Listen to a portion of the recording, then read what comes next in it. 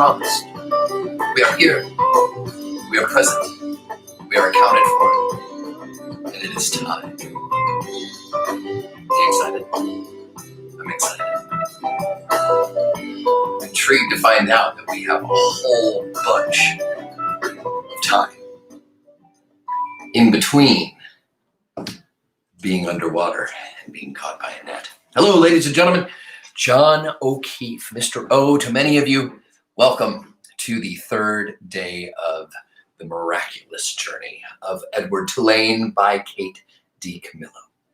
I want to say how grateful I am that we have begun this adventure again. I want to say how happy I am that you chose to come and spend a little bit of time doing a little bit of reading. So let's talk about this. We had a really good summary at the end of yesterday, or at least I was really proud of it.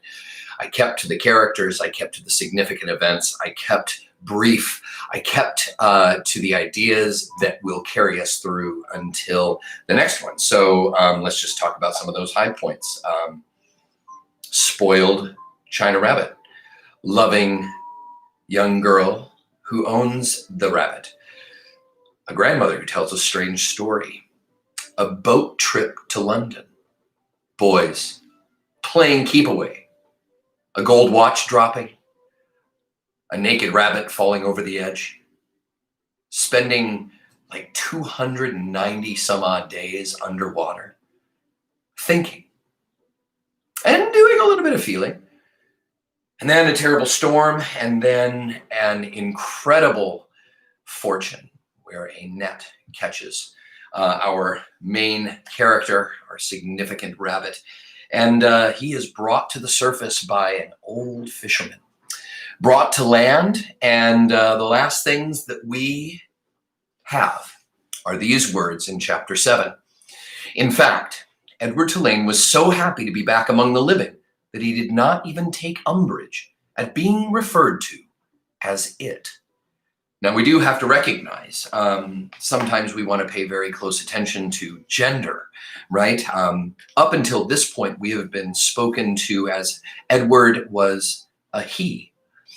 At this point, the fisherman refers to Edward as an it.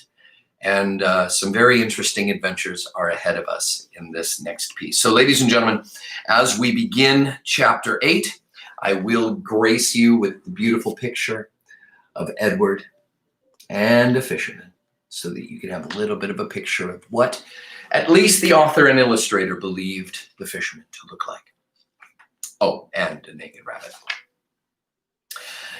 On land, the old fisherman stopped to light a pipe, and then, with the pipe clenched between his teeth, he walked home, carrying Edward atop his left shoulder as if he were a conquering hero. The fisherman balanced him there, placing a calloused hand at Edward's back. He talked to him in a soft, low voice as they walked. "You'll like Nellie, you will," said the old man. "She had her sadness, but she's an all right girl." Edward looked at the small town blanketed in dusk, a jumble of buildings huddled together, the ocean stretching out in front of it all, and he thought that he would like anything and anybody that was not at the bottom of the sea. "Hello, Lawrence," called a woman from the front of a shop. "What have you got there?" "Fresh catch," said Fisherman. "Fresh rabbit from the sea." He lifted his cap to the lady and kept walking. "There you are now," said the fisherman. He took the pipe out of his mouth and pointed with the stem of it at a star in the purpling sky. "There's your North Star right there. Don't ever have to be lost when you know where that fellow is." Edward considered the brightness of the small star. "Do they all have names?" he wondered. "Listen at me," said the fisherman. "Talking to a toy. Oh, well, here we are then." And with Edward still on his shoulder, the fisherman walked up a stone-lined path and into a little green house. "Look," he said, "I've brought you something from the sea." "I don't want nothing from the sea," came a voice. "Oh, now, don't be like that now.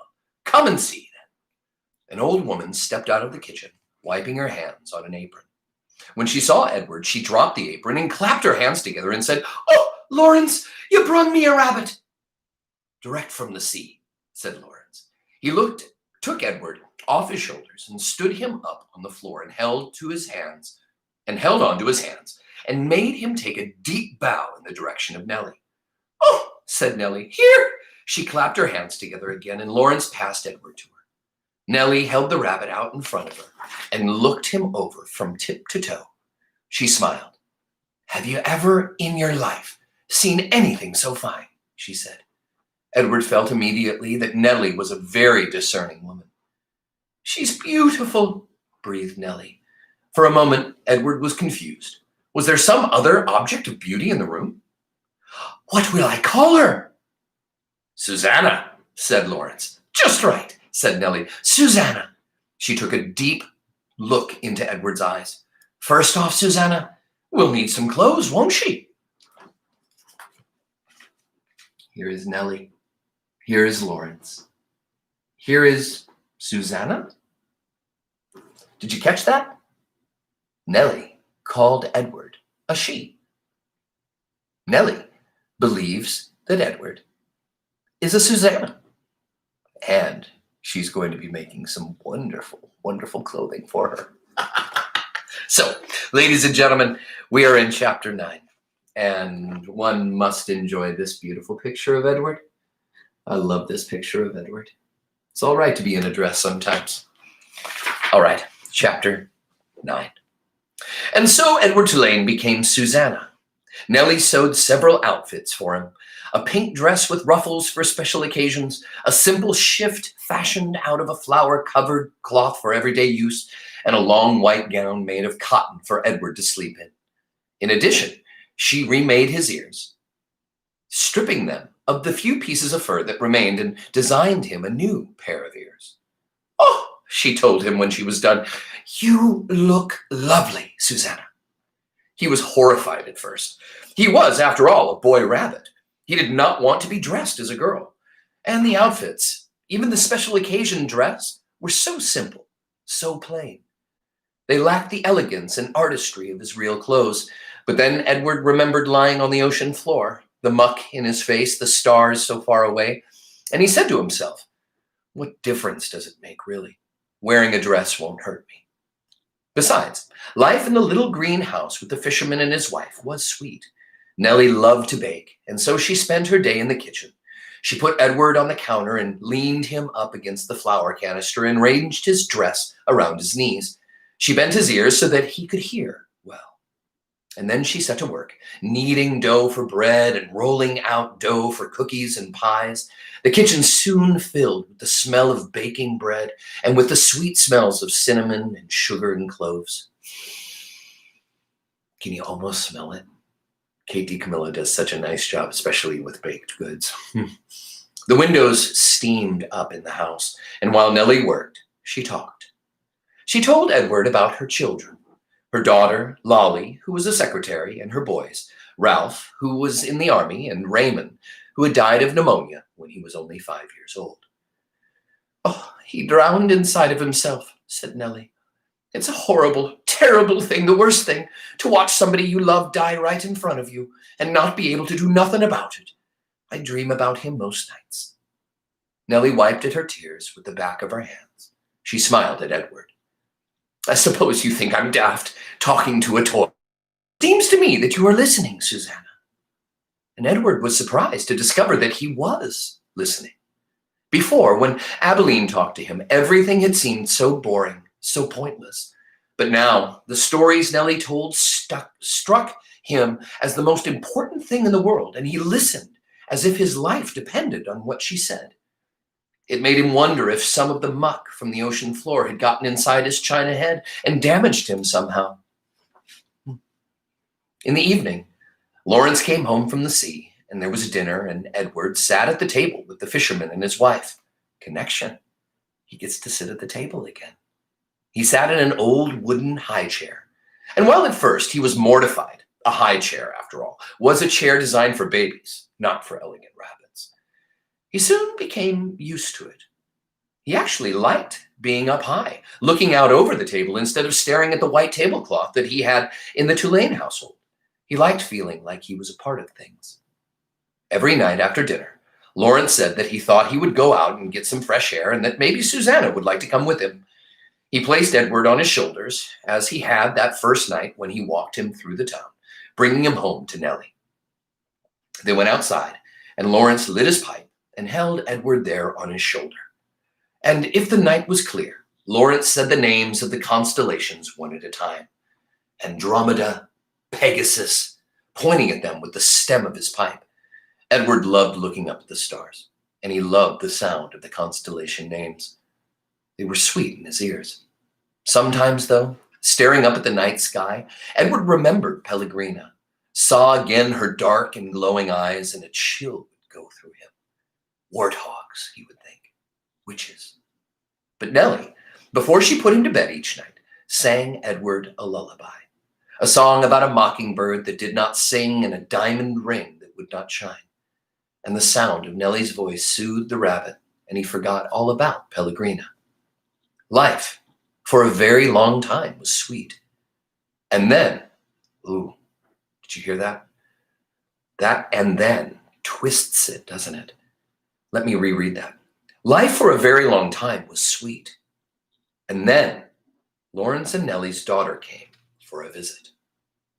Do you hear how it compares and contrasts? Do you see how it goes from things being really sweet, and then that word "and then," or that phrase "and then," makes a twist?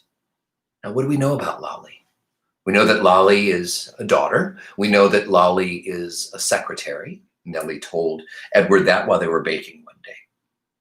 But we don't know much about it, with the exception of me hearing the words, life was very sweet for a long time. And then, that lets me think, Loli's not going to be very nice. Chapter 10. What does that represent? Huh. You're right. You're right, Mag. You hear it, right? Kate, did you get it? Anya, did you get it? Anybody else? Loli was a lumpy woman who spoke too loudly and who wore too much lipstick. Now I already know a little bit more about. She entered the house and immediately spotted Edward sitting on the living room couch. "What's this?" she said. She put down her suitcase and picked Edward up by one foot. She held him upside down.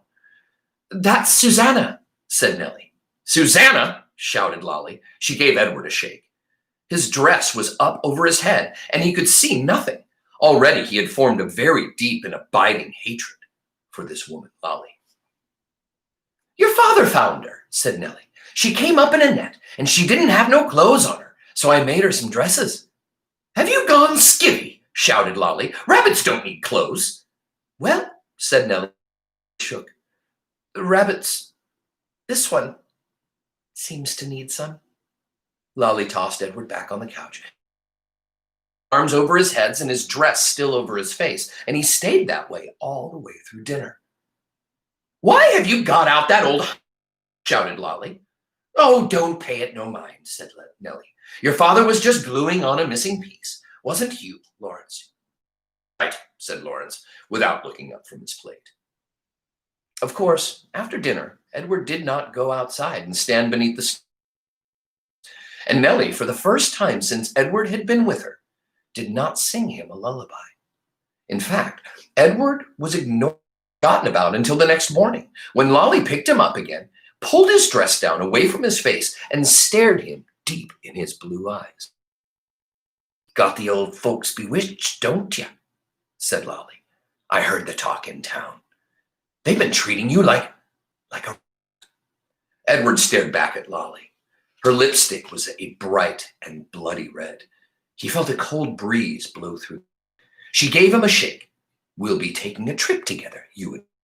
Holding Edward by the ears, Loli marched into the kitchen and shoved him face down into the garbage can. "Some errands." "Oh," came Nellie's tremulous voice. "Wonderful, dear. Goodbye, then." "Goodbye," thought Edward as Loli hauled the garbage can out to the truck. "Bye," Nellie called again, louder this time. Edward felt a sharp pain somewhere deep inside his china chest. The first time his heart called out to him. It said 2 words: Nellie, Lawrence. Chapter 11. You notice anything strange? What do you infer from this picture? Oh, where is Susanna? Where is Edward? What has Loli done to him? Chapter 11. Edward ended up at the dump. He lay on top of orange peels, coffee grounds, rancid bacon, and rubber tires. The first night, he was at the top of the garbage heap, and so he was able to look up at the stars and find comfort in their light. In the morning, a short man came climbing through the trash and rubble. He stopped when he was standing on top of the highest pile. He put his hands under his armpits and flapped his elbows. The man crowed loudly. He shouted, "Who am I? Who I am Ernest, Ernest who is king of the world. How can I be king of the world? Because I am the king of garbages. The garbages and what the world is made of. Therefore, I am Ernest, Ernest who is king of the world," he crowed again. Edward was inclined to agree with Ernest's assessment of the world being made of garbage, especially after his second day at the dump, when a load of trash was deposited directly on top of him. He lay there, buried alive. He could not see the sky. He could not see the stars. He could not see anything. What kept Edward going, what gave him hope in this moment, was thinking of how he would find Loli and exact his revenge. He would pick her up by the ears. He would bury her under a mountain of trash. But after almost 40 days and 40 nights had passed, the weight and the smell of garbage above and below him clouded Edward's thoughts, and soon he gave up thinking about revenge and gave in to despair. It was worse, much worse than being buried at sea. It was worse because Edward was a different rabbit now. He couldn't say how he was different. He just knew he was different. He remembered again Pellegrina's story about the princess who had loved nobody. The witch turned her into a warthog because she loved nobody. He understood that now. He heard Pellegrina say, "You disappoint me." "Why?" he asked her. "Why do I disappoint you?" But he knew the answer to the question. Do you know the reason why? What are some of your thoughts? Why? Why was he disappointing Pellegrina? What was it that she felt from him? Why, he asked. Why do I disappoint you? But he knew the answer to that question too. It was because he had not loved Abilene enough. And now she was gone from him, and he would never be able to make it right. And Nellie and Lawrence were gone too. He missed them terribly. He wanted to be with them. The rabbit wondered if that was love. Day after day passed, and Edward was aware of time passing only because every morning he could hear Ernest performing his dawn ritual, cackling and crowing about being king of the world of garbage. On his 180th day at the dump, salvation arrived for Edward in a most unusual form. The garbage around him shifted, and the rabbit heard the sniff, sniff, sniffing and panting of a dog. Then came the frenzied sound of digging. The garbage shifted again, and suddenly, miraculously, the beautiful buttery light of late afternoon shone on Edward's face.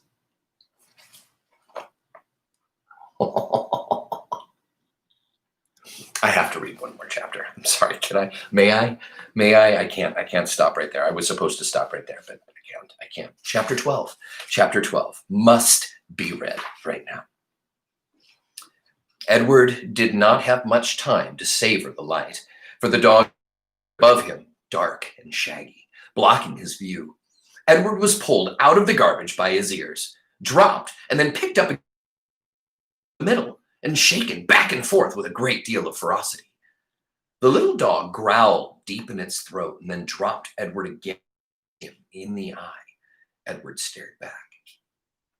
"Hey, get out of here, you dog!" It was Ernest, king of garbages, king of the world. The dog grabbed Edward by his pink dress and took off running. "That's mine! That's mine! Oh, guard!" Ernest shouted. "You come back here!" But the little dog did not stop. The sun was shining and Edward felt exhausted. Who, having known him before, would have known or would have thought that he could be so happy now, crusted over with garbage, wearing a dress, the slobbery mouth of a dog, and being chased by a madman. But he was happy. The dog ran and ran and railroad track. They crossed over the tracks, and there, underneath a scraggly tree, in a circle of bushes, Edward was dropped in a pair of feet.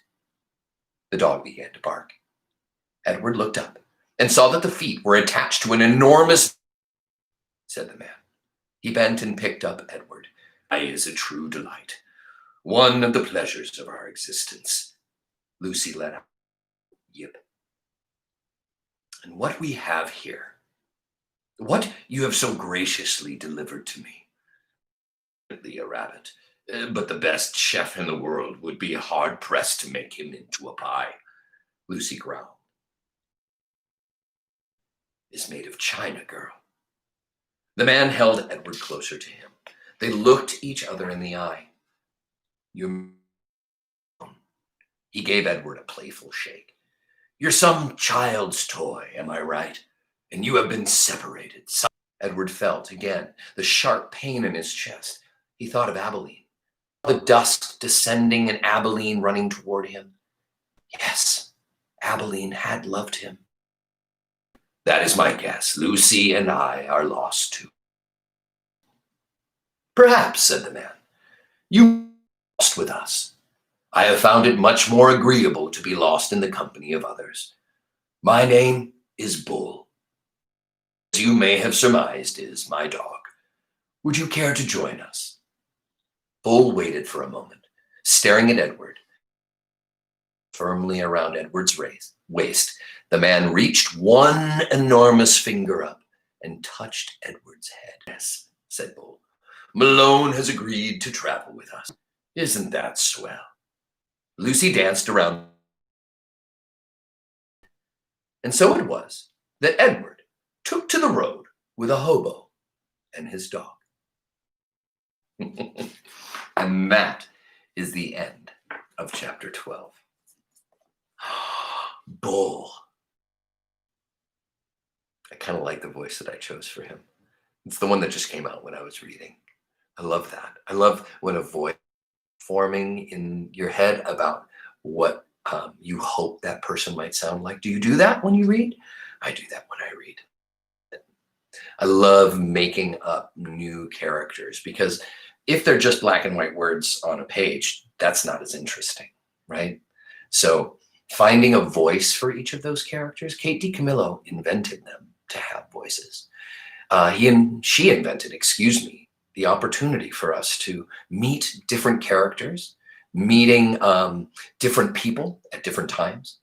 Have you noticed that Kate DiCamillo really likes to use repetition? Have you noticed the number of times that she uses what's called the rule of three? Have we talked about that before? If we haven't talked about the rule of three, we need to.